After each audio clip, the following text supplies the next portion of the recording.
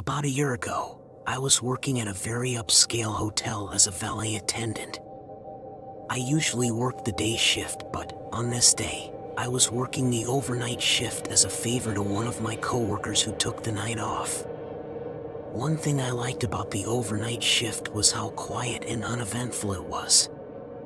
There wasn't much action going on. All I had to do was stay awake for the most part. It was just me working that night, and I just listened to music through my earphones to pass time. As I mentioned before, the hotel was upscale, but the area surrounding the hotel wasn't.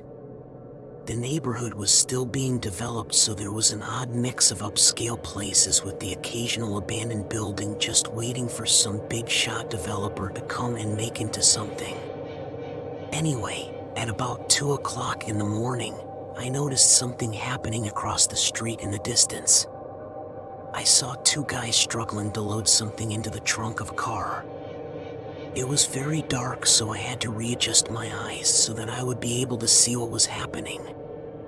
I immediately panicked as I realized what I was witnessing: a dead body being loaded into the trunk of a car.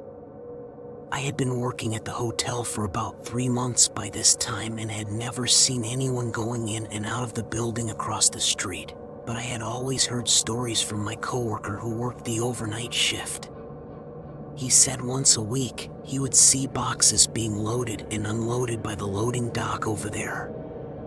I turned my earphones down to see if maybe I could hear anything. Like I said, it was quiet, so I could hear one of the men cursing when they almost dropped the body.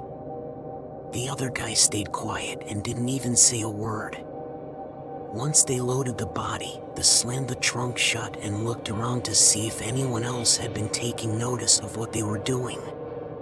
I wanted to look away quickly, but I felt paralyzed, unable to tear my eyes away from what was in front of me, yet trying not to make it obvious that I was looking. The taller of the two men turned his head, and our gazes locked for a chilling moment. It was as though he could see right through me, into the very depths of my fear. That look told me that my silence was my only lifeline. I knew that if I told anyone what I saw that night, I would end up in the trunk of that car next. I quickly looked away, and then a car pulled up, forcing me to get back to work. The guest who pulled up was an older man. I guess he could tell that I was shaken up because he said, "Hey, are you all right? You look like you've seen a ghost." Of course, I told him I was all right. I dared not utter a single word to anyone. Growing up in the city, I'd learned to navigate the unspoken rules of survival. Mind your own business, they said, and that's what I did. The weight of that stare remained with me long after the loading dock had emptied. I returned to my duties, mechanically assisting guests, but my mind was consumed by the haunting image I'd witnessed. The city's allure had been tainted by a darkness I never thought possible. Then, one rainy evening, a figure approached me as I stood by the hotel entrance. His trench coat was a curtain of mystery, but his voice cut through the air like a knife. It was him, the man from the loading dock across the street. The very sight of him sent shivers down my spine. "You know too much." His voice was a venomous whisper, a promise of danger lurking just beneath the surface. I felt the weight of his threat causing my heart to race, but I maintained my facade of composure. That's all he said to me before walking away. That day, I resigned from my job as a valet attendant at one of the city's most upscale hotels and never looked back. I took the man approaching me as a warning, and I didn't need to be warned more than once. Even after a year, I still carry the burden of that night with me. The memory haunts my every step. The terrifying message in that man's eyes kept me locked in silence, a witness to a crime I dared not acknowledge until now. Saturday night in the club scene, you know it's gonna be wild. The beats were thumping, lights were flashing, and the energy was electric. I'm the owner, so I got my eyes on every corner, making sure the ship sails smooth. The place was packed, bodies grinding, and laughter mixing with the music. I walked the floor, dapping up regulars, checking the vibe. That's when I peeped a ruckus over by the bar. These drunk girls were all up in the bartender's face, real heated. They were getting loud, and it looked like chaos was brewing. I knew I had to step in, keep the peace, you know? Next thing I knew, one of the girls threw her drink right at my bartender. The liquid splashed, and tension ratcheted up. My instincts kicked in. I grabbed her arm to stop her from hopping the bar. That's when I signaled my bouncer, Big Rick. He came up like a wall, smooth as ice. Dude had a knack for reading situations. Without missing a beat, he escorted the girl right out of my spot.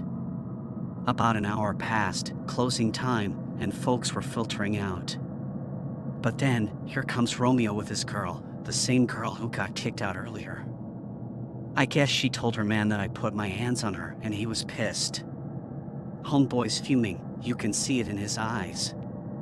The place is emptying, but this situation's ready to blow. And then, he goes for it, pulls out a damn gun demanding me to come outside.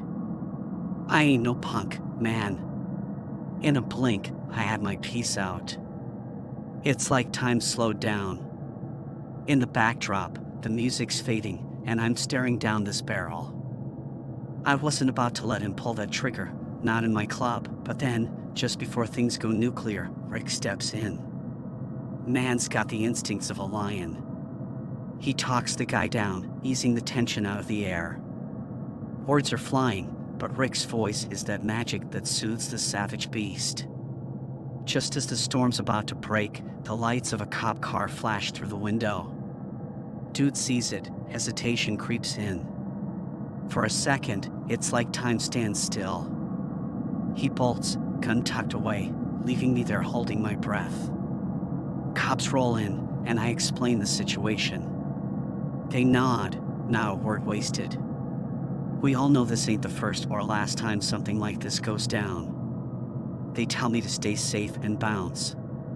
The night fades, and the club's an echo of what it was. Bartenders wiping down counters, music gone, and the neon lights flickering. I'm left there, thinking about what went down. Life in this game ain't for the faint of heart. You gotta be ready for anything, and sometimes that means looking down the barrel of a gun. But for all the wildness, there's a rhythm, a beat that keeps us moving forward. Club life ain't just the parties, it's the stories that play out in the shadows too. The tense standoffs, the sudden twists, they all weave into the tapestry of what we do. People think they can roll in, act a fool, and then just roll out. But you gotta be smart. You gotta know when to stand your ground and when to let it go. That's the dance of survival. In this world, you learn to read people, to sense the energy. You gotta see beyond the surface, navigate the chaos, and stay in control when everything's spiraling. As I lock up, I glance back at the dance floor, empty now. The night's tales are etched into the walls, the floors, and my memories. They remind me why I do this, why I keep the doors open and the beats pumping. That night could have been tragic, the story ending in gunshots and blood. But instead, it's a reminder that sometimes, all it takes is the right voice, the right presence to cool things down. Tomorrow's another day, another night. We'll clean up, fix what's broken, and the beat will go on. The cycle never stops, and I wouldn't have it any other way. Club life, it's the rush, the risk, and the reward. It's the story that unfolds when the lights go down and the shadows take over. And like any good story, it's got its highs, its lows, and its unpredictable twists. One night while I was working as a stalker at a local store, I had a scary experience that I'll never forget. The night was like any other night. I arrived at work at about 10:55 for my shift, which began at 11 o'clock. I walked around the store for a bit and greeted some of my coworkers that I was cool with and chatted with them for a little before clocking in. Once I clocked in, I put on some music in my earphones and got into the swing of things. It was about 2 o'clock when I decided to take my first 15-minute break. I stepped outside to smoke a cigarette really quick. Usually, I would stand in front of the store and smoke, but on this night, I decided to sit in my car for a little bit. I kid you not, as soon as I got into my car, locked the doors, and lit up my cigarette, I saw a man with a hoodie on approaching my car. He was trying to open my driver's side door. I don't know where the hell he came from or who he was. I started cursing at him and told him to get the F away from my car. The parking lot was empty except for the few cars that belonged to the other overnight staff, but in the parking lot was just me and this creep. He walked over to the hood of my car and started banging his head on it, and then I saw blood gushing from his head. He was laughing like crazy and shaking my car.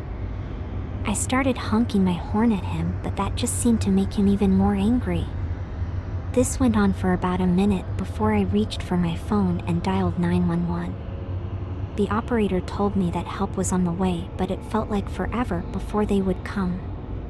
Like I said, I don't know where the hell this creep came from, but I was happy that I made the decision to smoke in my car this night instead of in front of the store, because I would have just been in the open. Anyway, it took the cops about 10 minutes to show up, and for the entire time, the guy continued shaking my car until the cops came and put him in cuffs. He was fighting with the cops, who had to tackle him to the ground. My manager and coworkers must have seen the police lights because they all came outside to see what was happening. My manager recognized the creepy guy as a former employee that worked at the store a few years earlier. The manager said that he was now on drugs and sometimes would show up to the store trying to clock in for work, but he hadn't done that in a while. I immediately felt bad for the guy, but that didn't change the fact that he had creeped me out. The police took him away, and I went back to work wondering if that was the last I would see of the man. Needless to say, I no longer take cigarette breaks in the parking lot while working overnight.